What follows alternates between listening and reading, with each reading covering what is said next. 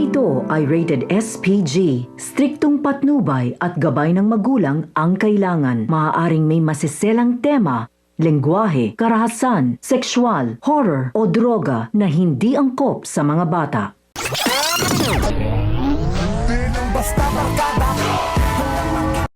Labis ngang ikinagulat ni Ponggay nang mapansin niyang sinusundan na pala siya ni Hector. Kaya naging huli na ang lahat nang ipabatid niya kay Tanggol na nasundan siya nito.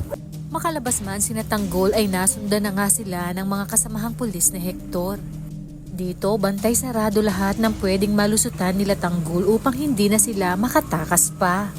Sa kabilang banda talagang sarado na ang utak ni Santino sa kahit na anong pakiusap ni Marites na makipag-usap ito kay Tanggol upang ipaliwanag na hindi talaga si Tanggol ang pumatay sa kanyang mag-ina.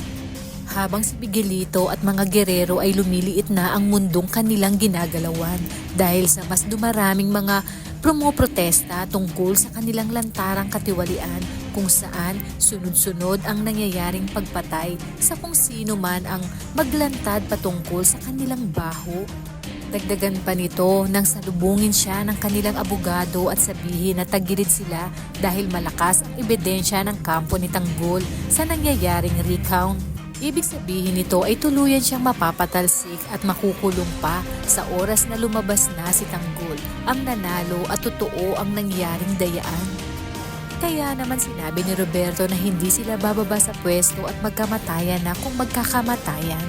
Kabado naman ang mga dating kaalyado ng mga gerero kung susundin ba nila ang sinabi ni Tinding na makilahok sila sa mga kilos protesta dahil baka nga mangyari sa kanila ang nangyari sa mga Mondragon.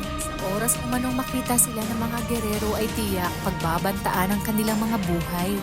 Dahil sa sunod-sunod na kamalasan ng mga gerero at ni Miguelito ay naisip nito ang huling alas para kay Tanggol at ito nga ay walang iba kundi si Santino. Sinabi niya na gagamitin niya si Santino para matigil na ang lahat ng paninira sa kanilang pamilya at tiyak niyang may kinalaman si Tanggol sa lahat ng ito. Kaya naman di kalaunan ay madadamay si Santino sa naging sanhi ng kanyang katapusan. Muling sisisihin ni Rigor si Tanggol sa nangyari kay Santino. Balikan natin sina Tanggol kung saan pinasabog ni Bulldog ang isang bahagi ng kalsada upang sila ay makatakas. Ngunit napalibutan sila at naging sugatan ng ibang tropa. Dito nagkaharap sina Tanggol at Hector at sinabi ni Hector na wag nang subukang tumakas ni Tanggol. Sa mga oras na yon ay naroon si Rigor at nakatutok na kay Tanggol ang kanyang baril ngunit biglang gumalaw si Hector kaya siya ang napuruhan at nakita niyang binaril siya ni Rigor.